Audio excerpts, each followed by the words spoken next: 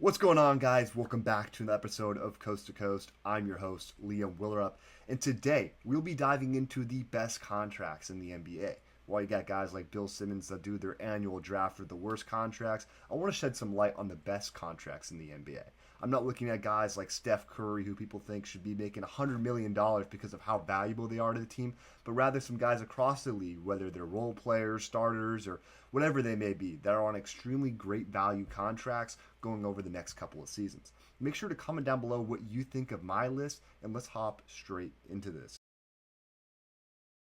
Starting my list off at number 10, we have New York Knicks point guard Miles McBride. Over the next 2 seasons, McBride is set to make just over $8 million combined on his deal, as he's one of the top backup point guards in the league behind Jaylen Brunson. He's slotted to be the 241st highest paid player for next season, but that number is set to change with the offseason upcoming. In 10 starts with the Knicks this year, he averaged 14.0 points and 5.3 assists per game. While McBride isn't the flashiest name on this list, there's not really many better backup point guards you can get for the value that he's at.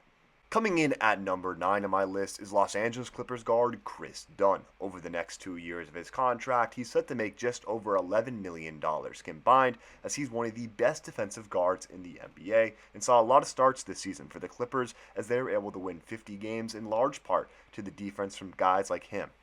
On top of that, he also showed more willingness to shoot from beyond the arc, shooting 3 3-point attempts per game, a career high for him. Looking into next season, he's slotted to be the 217th highest paid player in the league. Coming in at number 8 on my list is Clippers starting center Ivica Zubac. Over the next 3 years of his contract, his average annual value won't even eclipse $21 million. Looking at other centers across the league, OKC Thunder center Isaiah Hartenstein is set to make $28.5 million next year, with Brooklyn Nets center Nick Claxton set to make $25.3 million next year. Zubac broke out onto the scene this year and is a likely contender to make All-NBA due to his efforts. He also finished 6th in Defensive Player of the Year voting and is likely going to be second-team All-Defense. He's slotted to be the 98th highest paid player next season and really broke out after the All-Star break, averaging 19.6 points per game and 12.6 rebounds per game. If he continues to progress this way, there's a chance he earns himself an All-Star selection next year. Coming in at number 7 on my list is Oklahoma City Thunder defensive star Lu Dort. Over the next 2 years of his contract, he's set to make under $18 million both years, with a team option in the 2026-2027 season. He finished 4th in Defensive Player of the Year voting and shot 41.2% from 3 this season on 5.8 attempts. Looking into next season, he's slotted to be the 104th highest paid player, and there's no doubt that Lu Dort is one of the best lockdown defenders in the NBA.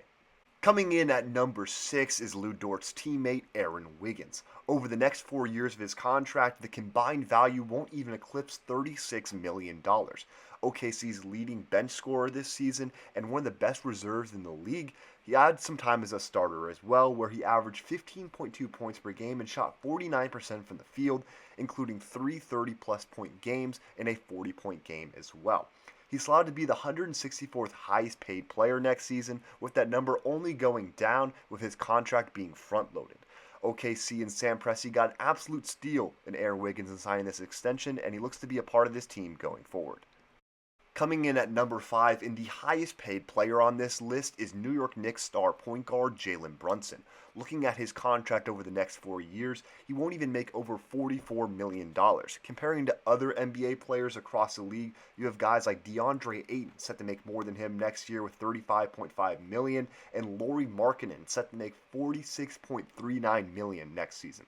One of the best playoff performers in the NBA, who averaged 31.5 points per game in round 1 versus Detroit. He's also one of the clutches, the NBA's Clutch Player of the Year award. He's set to be the 49th highest paid player in the league next season, and Brunson, no doubt, is on his way to becoming a New York Knicks great, as those fans are pushing for a statue if he can pull off the upset in round 2 against the Boston Celtics. Coming in at number 4 on my list is who some consider to be the best third option in the NBA, Los Angeles Lakers guard Austin Reeves. Next year, he's set to make under $14 million on his contract, with a player option in 2026-2027, which he is outproduced and likely to decline. This season, after the All-Star break, he stepped it up, averaging 22.2 points per game and 5.0 assists per game, shooting 40.6% from three, despite having Luka Doncic and LeBron James on the same team with him.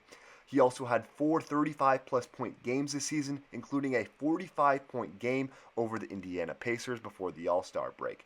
He's set to be the 124th highest paid player in the league next season, and there's no doubt Austin Reeves is set for a massive deal in the 2026 offseason. Coming in at number 3 on my list is Boston Celtics guard Peyton Pritchard. Over the next 3 years of his contract, Pritchard won't even earn over $8.4 million, an absolute steal for the 2024-2025 NBA Sixth Man of the Year. He converted on 40.7% of his threes this year, making a total of 255 of them, and is set to be the 193rd highest paid player in the league next season. With Drew Holiday and Kristaps Porzingis potentially on their way out due to salary reasons, Pritchard could have a major step up in this offense next year and even take a bigger jump than he did from this past season to this year. Coming in at number 2 on my list is Portland Trailblazers forward Deni Avdija. Currently on a front-loaded contract, Deni won't even make $12 million in the 2027-28 season, and he was one of the breakout stars post-All-Star break this season, averaging 23.3 points per game, 9.7 rebounds, 5.2 assists, and shooting 50.8 from the field, 41.7% from 3, and 78.2% from the line. Only 24 years old, Deni might be on his way to being the best player on this Trailblazers team going forward. He's set to be the 118th highest paid player next season, and a guy that has all-star potential, an absolute steal of a contract for Portland.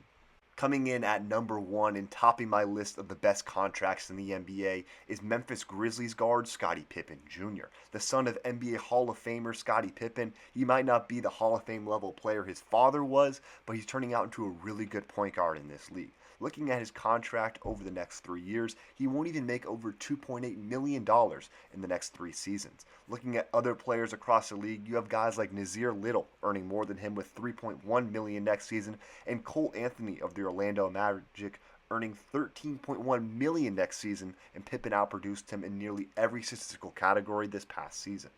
As a starter this year, he also averaged 14.2 points per game, 5.7 assists per game, and with 52.6, 46.1, and 75.4 shooting splits.